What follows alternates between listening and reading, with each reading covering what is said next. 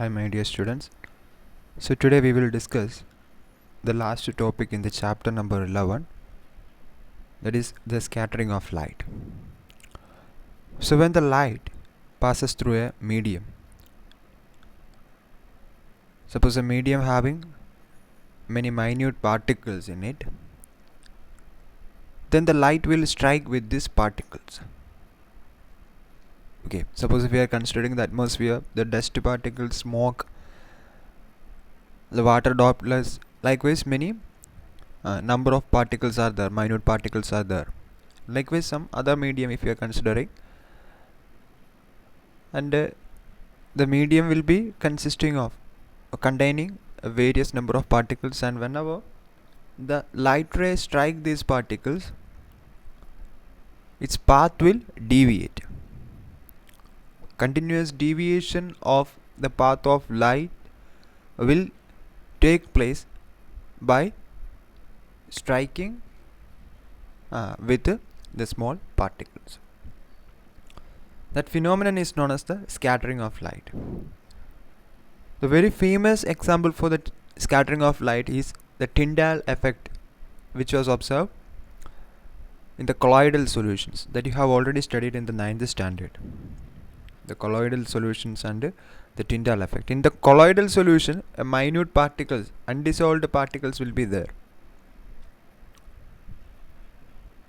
And whenever the light passes through the undissolved or in through that colloidal solution, the light ray will strike with these minute particles, and we can observe the path of the light through the colloidal solutions. Suppose if you are staying in a room which is filled with smoke, okay, and through a minute hole, if the light is entering the room, then you can see the path of the light.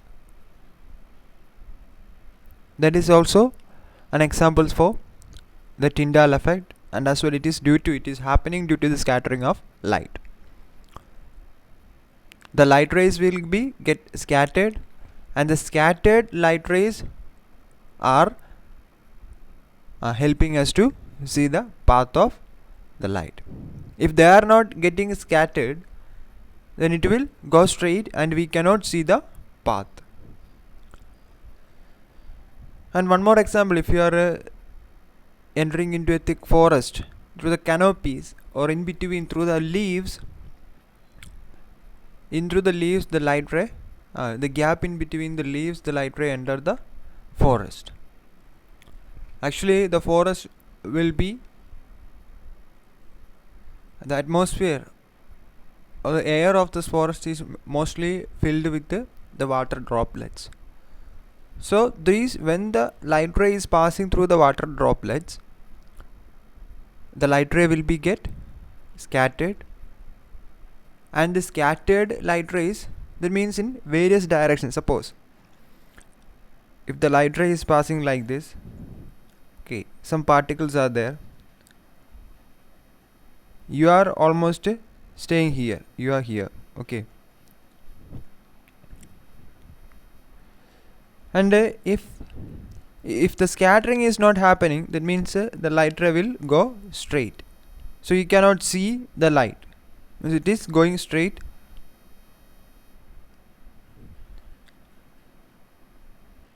And if the scattering, if some particles are there, so the light ray will be get scattered, and the path of the light ray will change and it may reach you, okay.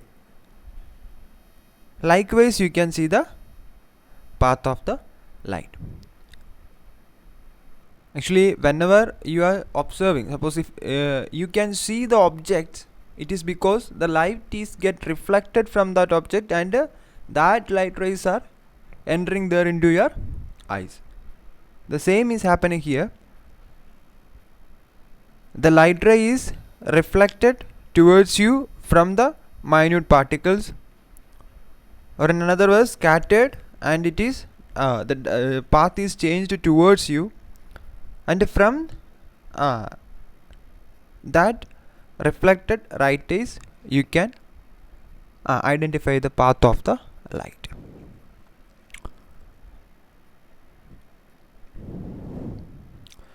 Now regarding the scattering, if the particle size is very small, then it can only scatter the component of light which are having small wavelengths like blue, violet, indigo, blue, likewise. And if the particle size is large, then that particles can scatter the larger wavelength component of the light, red, orange, yellow, likewise. And even if the particle is larger for a limit, then it can even scatter the white light also. The entire components of the light entirely the particle can scatter. That means if the particles are large enough, then they can scatter even the white light. So larger size the particles with the larger size can scatter the light of longer wavelength, and as well the particles with the small size can or small size could scatter only the wavelength of the or small wavelength part of the light. So Tyndall effect and scattering of light. Actually the Tyndall effect is happening due to the scattering of light, and the Tyndall effect is observed there in the colloidal solutions majorly.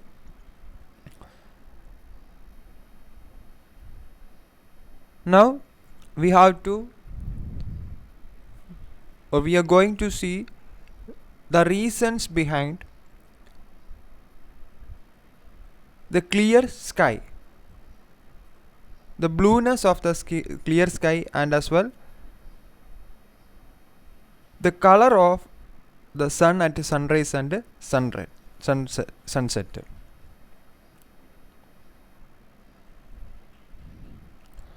So first of all, the blueness of the clear sky. As we know,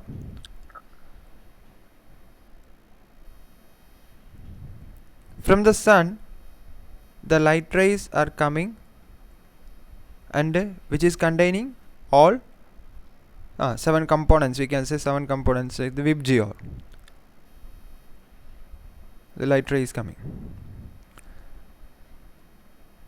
with all 7 components likewise. When it reaches the atmosphere,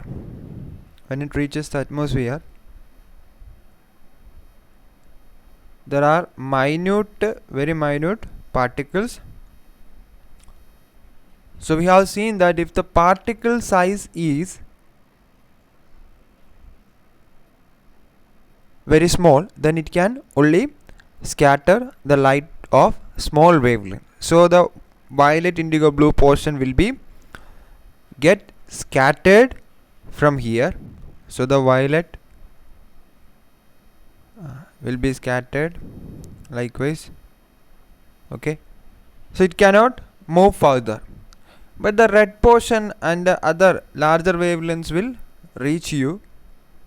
But on the upper portion, the blue or violet, indigo, blue portion will remain. The majority of the color will be blue. Combinedly you can see this portion in blue color. That is why the clear sky always observed as blue in color.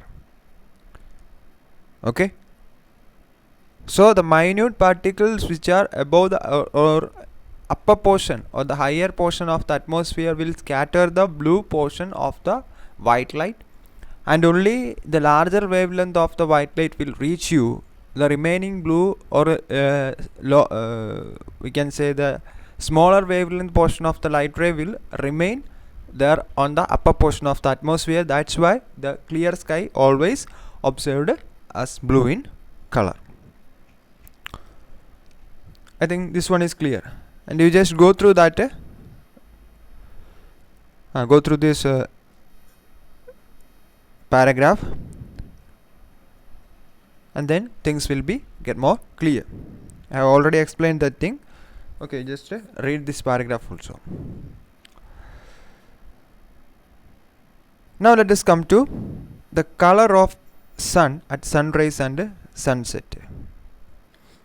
You may have observed that the sunrise, the color of the sun during the sunrise and sunset is seemed to be red in color. Actually, the reason behind this one is also the scattering of light. Okay, with the help of the diagram, I will explain you that. So during the sunrise, the sun will be near to the horizon. This is the, you can see that if you are considering the atmospheric portion, this is the lower portion of the atmosphere, and it is very thick. It is the consistence of this atmospheric portion will be very more. That means the dust particles, water droplets, and all those things will be there on the lower portion, and hence all the blue violet portions of the white light from the sun will be scattered. Okay, will be scattered, and only the red portion of the light will reach the observer. The white light, the portion of the white light with the smaller wavelength will scattered, and only the larger wavelength portion, we can say the red light only will reach the observer, because the lower portion of the atmosphere, or the atmosphere near the horizon, is very thick, and it is filled with very minute and as well larger particles. And after the scattering, only the red portion of the white light will reach the observer. Hence, during the sunset and as well during the sunrise, the sun observed as in red, red in color. Okay, and when you are coming to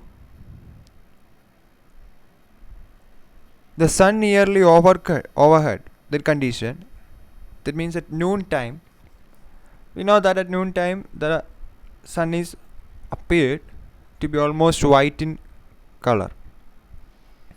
The reason is that, first of all, here the distance is, in the case of the sunrise and sunset, the distance between sun and observer or earth will be very large, and it is filled with the thickness or the consistence of that atmosphere will be high. But during the noon time, the distance between the sun and the observer will be become less.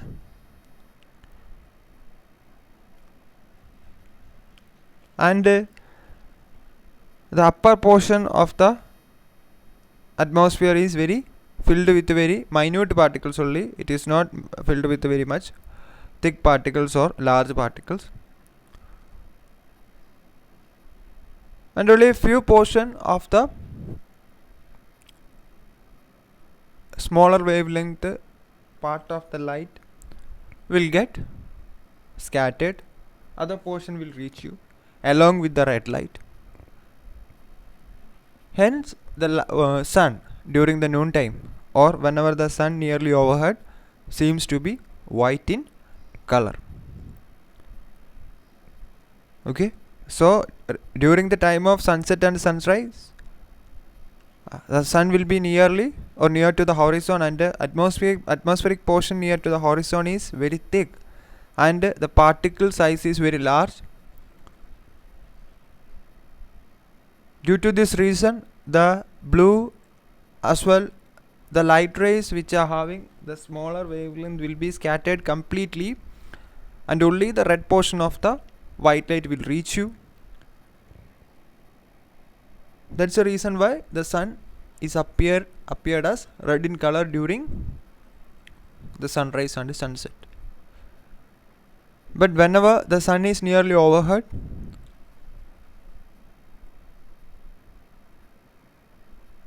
the atmosphere is not that much thick, and the particle size of the particles there in the atmosphere, their size will be also very small compared to the particles which are near to the surface of the earth.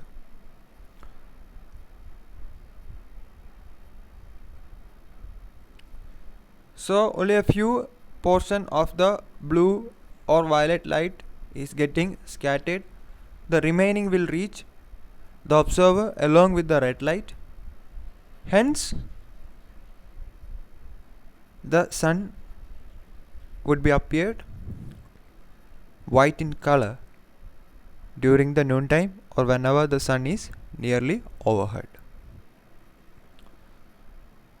So these are the things that you have to remember about scattering. The first one, the Tyndall effect, and the blueness of the clear sky, and the appearance of sun in red color during the sunrise and sunset.